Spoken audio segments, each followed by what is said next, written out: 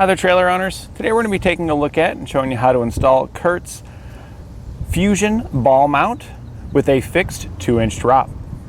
These are available in either a 1 7/8 inch ball with a 5,000 pound capacity, like we're showing off today, or with a 2-inch ball and a 7,500 pound capacity. And this is what our ball mount looks like when it's installed. We've got our trailer currently coupled to it. We'll go ahead and lift that off there so you can get a look at the ball, which is welded right onto the drawbar. So this has some cons and some positives. The positives to me outweigh the cons if you know what you want your ball mount to do. We'll set that back on there. This is the 1 7/8 inch ball. And to me, the positives are that since the ball's fixed on there, you don't need any tools. Once you get this ball mount, it's unlike other ones where you have to torque your ball on there and periodically check the torque to make sure it's gonna be okay. This one just is gonna be welded on there, so once you receive it, it's easy. You just slide it in, pin it up, and hook up and you're ready to go. The other thing that I like about it being welded on here is the look of it. The other styles where you have to actually bolt your ball into your drawbar, you're gonna have a large nut sticking out the bottom here. And depending on clearances and stuff, sometimes that could be an issue where it scrapes up the bottom of that. And it just doesn't look good as its appearance as what we've got here. With this, it's nice and smooth on bottom, giving us better ground clearance. And we've got that powder coat finish over everything here. It's gonna protect against rust and corrosion, whereas the bolt through style could potentially corrode around the threads and on that area inside. Now the con to a drawbar like this is that this is pretty much it. What you get here is exactly what you get. With other drawbars that are like a 2-inch drop where you would bolt your ball onto it, if you wanted to, you could flip that over and get a rise out of it as well. With this one, you're only gonna get this 2-inch drop position.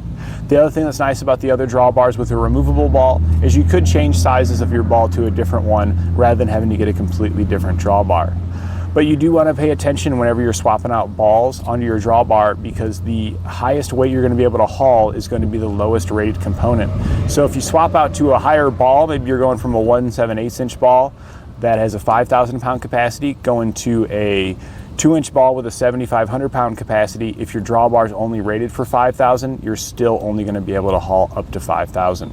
This here, you don't have to worry about any of that stuff. What ratings that are written on here is what it's going to be, and it's always going to be that. The only thing you need to pay attention to is your vehicle, because you just want to make sure you don't exceed the towing capacities of your vehicle. When we're hauling our trailer, we want it to be nice and level. We've currently got our utility trailer hooked up, and you can see we're fairly level. This trailer is not going to take a whole lot of load, so that should still maintain fairly level once we load it up. We also have a water sports carrier here. This is going to hold kayaks, so it's going to be great for getting some work done, but also for recreational activities as well. This is also a 1 7/8 inch coupler on here, so that's going to work out great with this ball mount. So we've showed a couple examples here of what a 1 7/8 ball mount is going to be useful for. Let's take a head into the back and look at some bigger trailers for what we could use our 2-inch ball for. And here you can see some larger trailers. Our 2-inch ball should I be able to tackle with no problem. Pop-up campers like this should be well underneath the 7,500 pound weight rating, and you should even be able to jump up to some of the larger full-size campers as well. So now I'll show you how to get a trailer attached to our drawbar here. First, you'll want to insert it into your receiver. It's designed to go into a 2-inch receiver and secure with the included 5/8 inch hitch pin and clip. So we've got that all secured. Now, one of the things I do recommend upgrading is the hitch pin and clip here to a locking one. That way nothing can walk away from your vehicle. We'll then take our trailer. We're just going to drop this on top. Sometimes you may have to back up depending on how heavy your trailer is. That'll just set into place. We'll latch down our coupler and then put the pin in to secure it if you've got one. We then hook up our safety chains. Now ours are hooked up to a center point here in the middle, but if they're hooked up on each side, you would want to cross your chains. So you'd take the passenger side of your trailer and hook it to the driver's side on your vehicle, and then vice versa for the other one to create an X on your chains. That'll act as a cradle in the event of a catastrophic disconnect to hold it up off the pavement. And then lastly, we just want to hook up our electrical connection.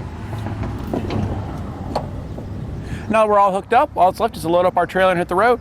And that completes our look at Curt's Fusion Ball Mount with fixed 2-inch drop.